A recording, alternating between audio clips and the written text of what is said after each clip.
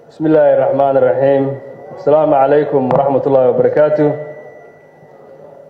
قدومي هذه أمة سنتهاي intaan maanta aan sharciga waxaan rabaa inaan xildhibaanada sharafta leh aan ka raali geliyo muddada yar oo saaka anigu sagaalkii waa yimid laakiin waxaan lahaa barnaamij kale oo dalka markii ugu horeysay muddo 30 sano ah ayaan waxaanu qabanaynaa sahanka suuqa shaqada marka barnaamijkaas oo la soo xiraya ayaan ka yimid marka waxaan rabaa xildhibaanada sharafta leh inaan arintaas aan idin ka raali geliyo gudoomiyaha golaha shacabka iyo ku-xigeenadiisa xildhibaanada qaranka iyo howlwadeennada baarlamaanka dhammaantiin marka hore waxaan idinku salaamayaa salaanta islaamka assalaamu calaykum waraxmatullaahi wabarakaatu mudane gudoomiye mudanayaal waxaa sharaf weyniya maanta oo inaan idin hor keeno in sharciyeedka wax ka beddelka sharciga lambar 11 ee adeega shaqaalaha rayidka Soomaaliyeed dib u habeynta sharciga maanta hortiina yaala wuxuu soo maray marxalado kala duwan waxa uu soo jiitamay muddo dheer wuxuu bilowday xukuumaddii midaan ka horeysay oo uu aragtay inuu leeyahay ahmiyad gaar ah waxaan rabaa inaan si gaar ah u xuso gudoomiye Cabdiwali Ibraahim Sheekh Muudey iyo wasiir Cismaan Libaax Ibraahim oo runtii kaalin xoog leh iyaga oo bilaabay dib u habeynta sharcigan annaga sharaf ayay noo tahay hawshii ay soo curiyeen inaan ka hormarino oo maanta aan horkeeno iyadoo dhameystiran golaha shacabka waxaan kaloo rabaa inaan u mahadceliyo wasiirkii wasaaradda shaqada iyo arrimaha bulshada iga horeeyay oo haddana wasiirka dastuurka xildhibaan Saalax Jaamac mudane gudoomiye mudanayaal tan iyo markii wasaare Xasan Cali Khayr iyo magacaabay wasiirka wasaaradda shaqada iyo arrimaha bulshada waxaan xoogga saaray si isbedel loogu sameyn lahaa arrimaha shaqada iyo arrimaha bulshada iyo gaar ahaan dib u habeynta shuruucda iyo soo saaridda siyaasad qaran oo haga waxqabadka wasaaradda mudane gudoomiye mudanayaal sharciga adeega rayidka wuxuu lafdhabar u yahay dadaalada aan ugu jirno in la helo shaqaale Soomaaliyeed oo loo qoro hab furan leh xirfad shaqo xuquuq isla markaana fulin kara hawlaha adeega qaranka hor yaala sharciga adeega rayidka waxa kan lagu maamulaya shaqaalaha rayidka Soomaaliyeed wuxuuna sharcigan muhiimad gaar ah u leeyahay habsami socodka hawlaha qaranka mudane gudoomiye mudanayaal waxa sharaf weyn ah in xildhibaanada sharafta leh ee golaha shacabka ka soo horjeediyo inta sharciyeedka wax ka beddelka sharciga lambar 11 bishii May 12 2006 kaas oo ahmiyad weyn u leh habsami socodka hawlaha kala duwan ee qaranka Soomaaliyeed wasaaradda shaqada iyo arrimaha bulshadu waxay xil weyn iska saartay sidii dib u habeyn loogu sameyn lahaa sharciga shaqaalaha rayidka ee lambar 11 2016 si loo helo sharci si wanaagsan u kala saafa arrimaha shaqaalaha dawladda gaar ahaan heer federaal mudane gudoomiye mudanayaal taariikhda shuruucda shaqaalaha dalka shuruucda shaqaalaha waxay leedahay taariikh dheer taasoo labnaantahay in la iloobin waxaan jecelahay in anigu aan ku dheeraanayn wax yar ku xuso taariikhdaas si aad ula socotaan saameynta shuruucda maamulka shaqaalaha waxaa laga bilaabay Soomaaliya waqtigii ay dalka ka talinaysay gumeystihii Talyaaniga iyo Ingiriisku sharciga uu horeeyay ee lagu maamulo shaqaalaha Soomaaliyeed waxaa sameeyay maamulkii daaqiliga ah ee goboladii koonfureed dalka Soomaaliya 1956 sharci lambar 7 bishii Maars 15keedii 1962 ayaa la soo saaray kaasoo lagu mideeyay maamulka shaqaalaha ee labadii gobol ee British Somaliland iyo Italian Somaliland labadan dhaqan ee maamul ee la rabay in la mideeyo waxay ahayd kuwa aad u kala duwan waxa kala duwanaan qaababkooda maamulka mushaaradkooda luqadaha iyo ku shaqeyntooda dadaal dheer kadib waxa dib u habeen lagu sameeyay sharciyadii shaqaalaha ee laga dhaxlay gumeystii Ingiriiska iyo Talyaaniga 1962 kaasoo lagu mideeyay maamulkii shaqaalaha ee dawladda cusub ee Soomaaliya waqtigii kacaanka waxa sharciga dib u habeen loogu sameeyay laba jeer sharci lambar 29 bishii Janaayo 4 bishii Abriil 1 1970 ayaa la soo saaray markii maamulka dalka ay la wareegeen ciidamada ayna dalka la soo rogeen nidaamka hanti wadaagga. sidoo kale waxaa la soo saaray sharciga lambar 5 1980kii markii dowladda Soomaaliya ay kala fogaadeen dowladda midowga Sofiyeedka lana bilaabay in la furo dhaqaalaha dalka. sharci lambar 11 bishii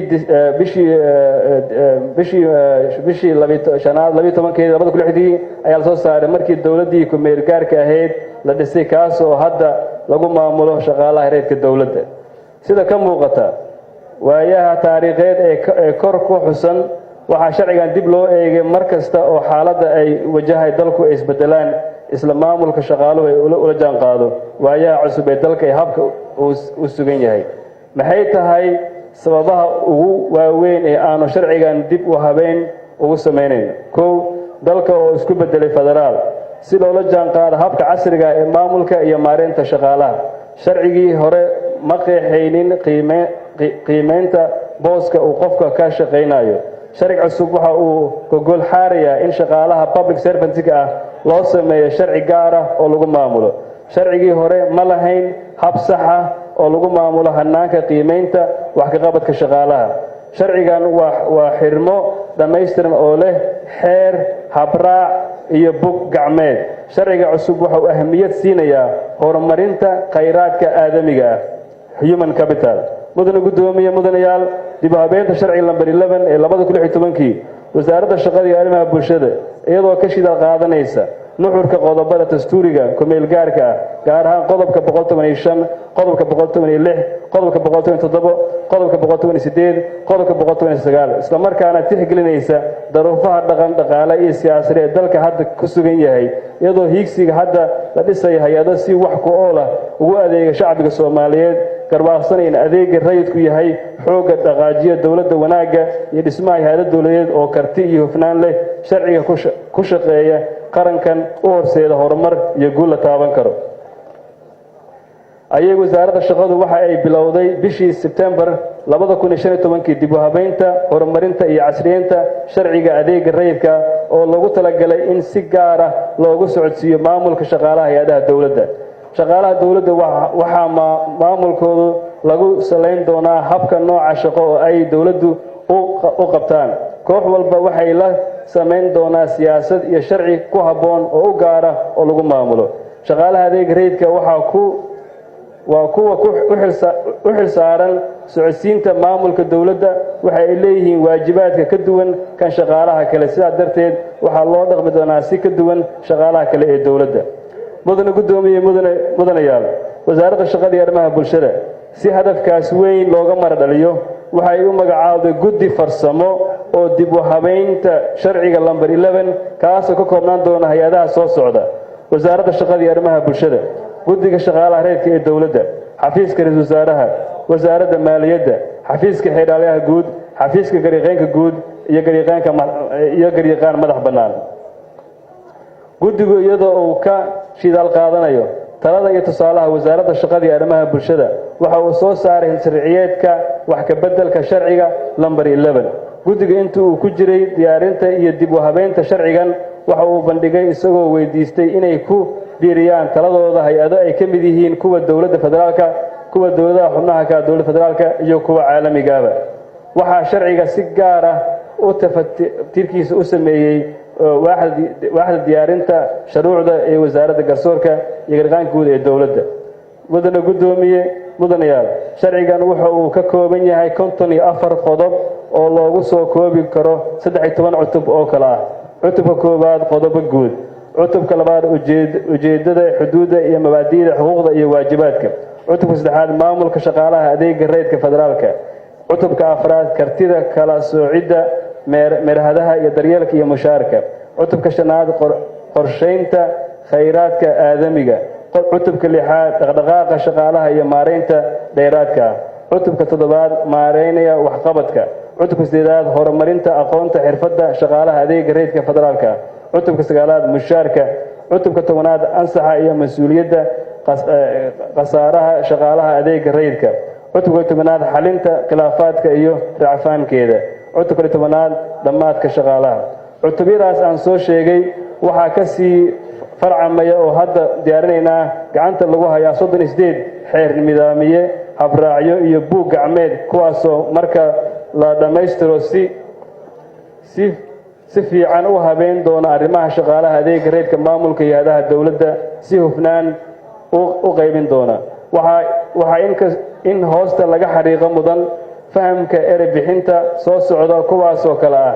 sharciga waxa uu qeexayaa mabaadi'da guud ee saldhigga u ah adeega iyo rayidka sida qaabka loo mid noqon karo waajibaadka xuquuqda iyo wixii la mid ah sharcigu waxa ansixiya baarlamaanka xeer nidaamiyaha waxa uu fasiraa sharciga waxaana ansixiya golaha wasiirada iyada oo lagula talagalay in si fudud wax loogala bedeli karo marna loo baahidi karo habraaca waxa uu qeexaa qaabka loo hirgelinayo sharciga iyo xeer nidaamiyaha waxaana soo saara wasaaradda iyo guddiga adeega rayidka buug gacmeedka waxa uu tusaa saraakiisha iyo shaqaalaha sida ay u qabanayaan howl maalmeedkooda waxaana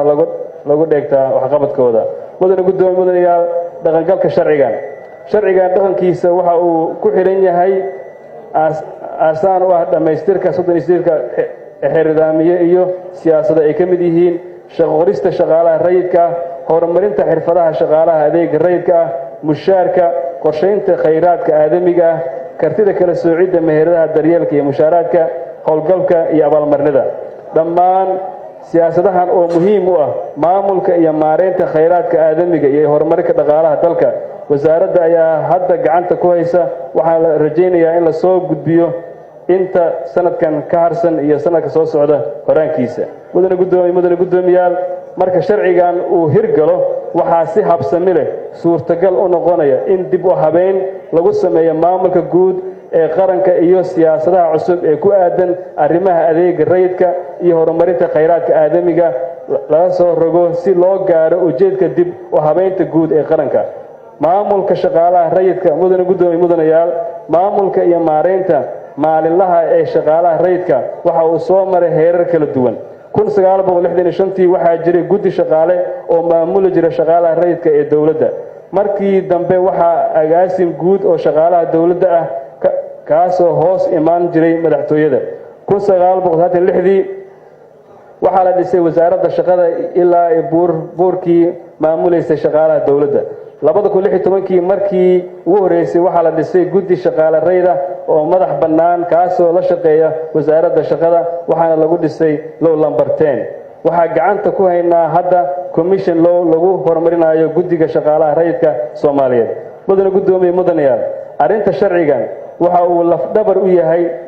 dadaalada aan ugu jirno in la reform gareeyo in dib lagu habeeyo shaqaalaha rayidka marka aan ansixino sharcigan waxaan qaadi doonaa tallaabooyin adag oo saameyn doona shakhsiyaad maxaa yeelay reformku waa dhib badan yahay marka ugu dambeyn xubnaha golaha shacabka ee sharafta leh waxaan si xushmad qadarin leh uga codsanayaa inay meel mariyaan sharcigan ahmiyadda uu leeyahay awgeed wabillahi tawfiiq wasalaamu calaykum waraxmatullaahi wabarakaatuh